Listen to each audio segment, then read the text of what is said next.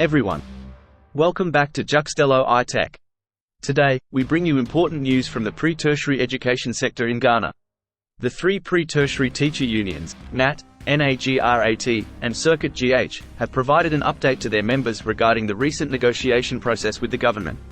In a press statement dated April 15, 2024, signed by Thomas T. Musa, General Secretary of GNAT, Eric Agbe Carbonu, President of NAGRAT, and King Ali Awudu, President of CCT-GH, the unions expressed deep disappointment with the lack of progress in negotiations with the government.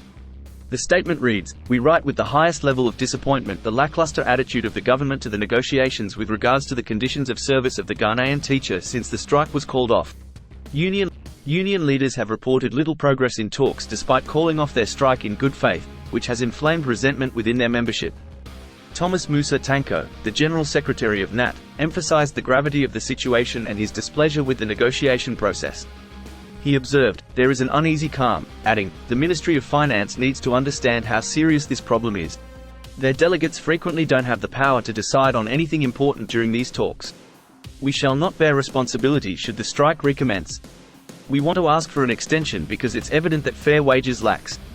The unions highlighted their frustration with the government's response, citing a lack of meaningful outcomes and indicating that the government team may not have the necessary mandate to address their demands adequately.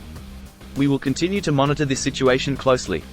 Stay tuned to Juxtello iTech for further updates on this developing story.